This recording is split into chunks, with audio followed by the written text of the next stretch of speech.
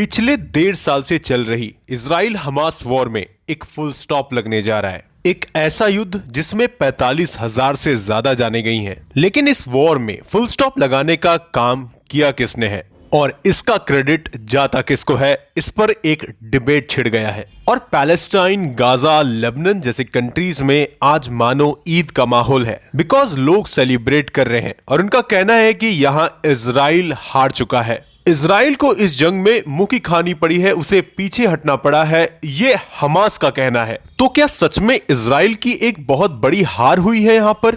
और इजराइल को क्यों सीज फायर एग्रीमेंट पर साइन करना पड़ रहा है? ऐसी क्या मजबूरी है उसकी? आइए समझते हैं इन सारे क्वेश्चंस के आंसर को इस लेक्चर में। But before starting this lecture, I welcome you to Sri Ram's IAS, serving the nation since 1985. अब ऑफलाइन हो या online, we are the lifeline. दोस्तों, श्री राम्स आईएएस आपके लिए लेकर आ रहा है अमेजिंग पॉडकास्ट, जहां पर हम डिस्कस करने वाले हैं about geopolitical dialogues, about aspirants podcast, about UPSC pulse, where will understand about the topics like current affairs, governance, ethics and much more. तो अगर अभी तक आपने इस चैनल को सब्सक्राइब नहीं किया है तो जल्द से कर लें और जरूर सुनें हमारे अमेजिंग पॉडकास्ट को।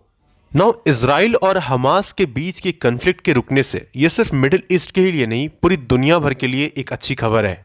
अब देखो, दोनों ही तरफ के पक्ष को हमें समझना जरूरी है, आर्गुमेंट्स को समझना जरूरी है कि दोनों कह क्या रहे हैं। एक तरफ हमास है जो ये क्लेम कर रहा है कि ये सीज फायर डील एक डिफीट है इजराइल के लिए, because according to Israeli media, Khalil al Hayya जो कि करंट हमास के लीडर हैं, इन्होंने प्रेस किया है अब तक के सारे अटैक्स जो भी ज्यूज के ऊपर हुए हैं since holocaust to current 7 October attack. तो ये सारे चीजों को उन्होंने प्रेस किया है। इसके साथ इन्होंने कहा है कि ये जो सीज फायर हो रहा है, it's an honourable agreement to stop the aggression of Israel. और फिर यहां दूसरी तरफ जब हम इजराइल की बात करते हैं तो वहां के लोग आज नाराज हैं इस डिसीजन से कि सीज फायर किया जा रहा है। इवन उनका कहना है कि हमने जो कुछ भी सैक्रिफाइस किया, हमने जो कुछ भी एफर्ट्स दिया है, यहां पर हमारे सोल्जर्स मारे गए, हमारे लोग मारे गए हैं और अभी तक हमारे सारे जो हॉस्टेजेस हैं वो भी हमास के पास में है, हमास भी कंप्लीटली एलिमिनेट नहीं हुआ है। तो फिर ये सारा कुछ बेबुनियाद सा लगता है, ये गलत है, कभी भी इजराइल को इसे एक्सेप्ट नहीं करना चाहिए। और इस पूरे सिचुएशन में यहां नेतन्याहू के ऊपर में बहुत ज्यादा प्रेशर है, क्योंकि आज नेतन्याहू एक तरफ तो अमेरिकन प्रेशर को झेल रहे हैं, दूसरी तरफ में आपका हमास है, इसका डर कि वो वापस कहीं ताकतवर ना हो जाए, वापस अगेन सडन अटैक्स करना स्टार्ट ना कर दे। और तीसरी तरफ इवन इजराइल में खुद उनके ऊपर में कई सारे केसेस चल रहे हैं। इवन ऐसा कहा जा रहा है कि इजराइल के लोग आज नेतन्याहू को हटाना चाहते हैं प्राइम मिनिस्टरशिप से। तो बहुत सारा यहां पर प्रेशर आज बेंजामिन नेतन्याहू के ऊपर में है।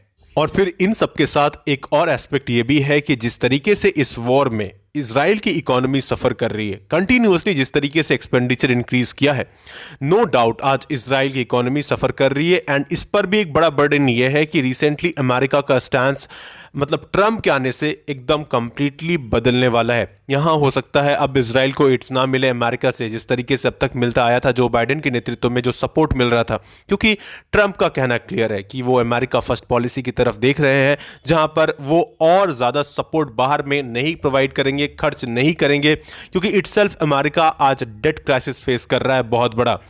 एंड इवन देखो, इस वॉर के लगातार चलने से all around the world problems हो रहे हैं, ग्लोबल ट्रेड पर असर पड़ रहा है, इकोनॉमी पर असर पड़ रहा है। इवन जब हम इंडिया की बात करते हैं तो आईमैक कॉरिडोर, जो कि काफ़ी इंपॉर्टेंट एस्पेक्ट है और काफ़ी इंपॉर्टेंट रोल प्ले करता है, ये कॉरिडोर इंडिया को यूरोप से कनेक्ट करने का, जहां पर एक पिवोटल रोल प्ले करता है इजराइल। लेकिन यहां पर इस वॉर के लगातार चलने से ये जो हमारा प्रोजेक्ट है ये अभी के लिए एकदम बंद है, अभी इसमें कोई भी प्रोग्रेस नहीं होते हुए हमें दिख रहा है।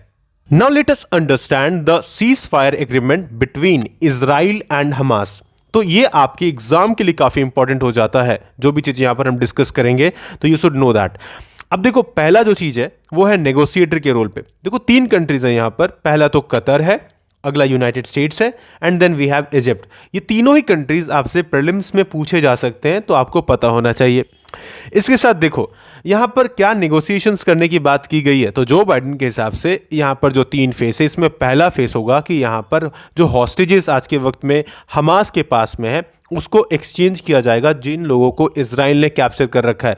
और साथ साथ इजरायली फोर्सेस यहां पर धीरे धीरे करके पीछे हटना स्टार्ट करेंगी अब ऐसा नहीं कि कंप्लीटली पूरी तरीके से इवैक्यूएट कर देंगे, नहीं, धीरे धीरे करके करेंगे, राइट, फेसेस में करेंगे।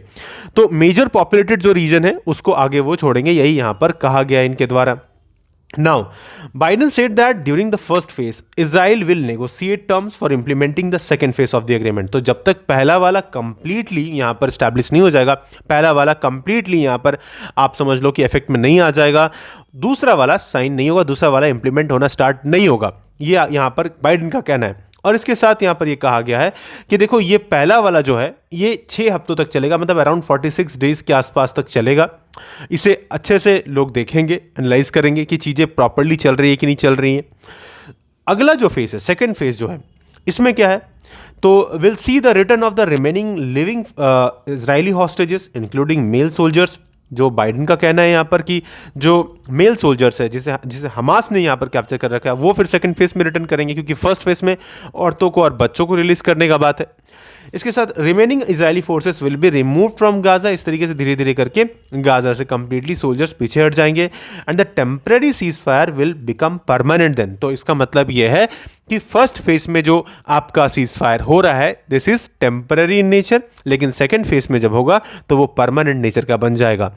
अब प्रॉब्लम क्या है ना कि इजराइल ने जैसे ही ये सीज फायर का मतलब एक्सेप्ट किया, उसके ठीक थोड़े देर बाद यहाँ पर वापस गाजा में बॉम्बिंग किया और उसके बाद अबाउट 32 लोग वहाँ पर मारे गए, राइट। तो ये हमें देखने को मिला। तो ये सब कुछ बातें तो चल रही है एक तरफ, दूसरी तरफ इजराइल कंटिन्यूसली अटैक्स भी कर रहा है।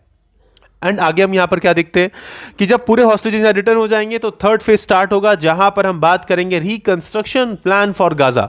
गाजा को दोबारा बनाने का प्लान वापस सामने आएगा। इसके साथ में कि जो लोग यहाँ पर मारे गए, लेट से कुछ हॉस्टेजेस मारे गए, तो उनके फाइनल रिमेन्स मिलने चाहिए, राइट। ये सारी चीज़ों को यहाँ पर बात रखा गया है, उनके फैमिलीज को वापस रिटर्न करना चाहिए एंड इसके साथ रिकंस्ट्रक्ट किया जाएगा गाजा को। तो ये जो बाइडन का यहाँ पर कहना है और ये पूरा प्लान है एज सच, मतलब ये इजराइल मतलब और हमास के बीच में जो सीज फायर एग्रीमेंट का बात रखा गया है।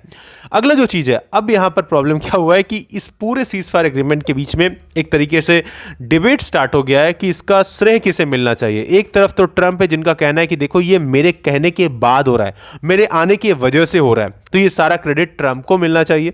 दूसरी तरफ आपको यहाँ पर जो बाइडन दिख रहे हैं, उनका कहना है कि अरे ये क्या कह रहे हो भाई, ये सारा कुछ हमारा ही कराया हुआ है, ठीक है। तो जो बाइडन का ये कहना है, तो दोनों के बीच में एक्चुअली यहाँ पर टेंशन चल ही रहे हैं ऑलरेडी कि कौन इसका श्रेय लेकर जाएगा। वैसे आपको क्या लगता है, व्हाट्स इन योर ओपिनियन, आपके हिसाब से इसका क्रेडिट किसे मिलना चाहिए, ट्रंप को मिलना चाहिए, जो बाइडन को मिलना चाहिए? Do let me know in the comment section and I hope you understood this lecture, जो कि काफ़ी इंपॉर्टेंट है आपके एग्जाम के लिए और आपको समझ में आया होगा। और अगर समझ में आया तो आप लाइक ज़रूर करें, सब्सक्राइब करें श्रीराम साइंस के चैनल को इसी तरह के और भी इंफॉर्मेटिव लेक्चर्स के लिए फ्रॉम वर्ल्ड अफेयर्स। तो thank you so much and may God bless you all.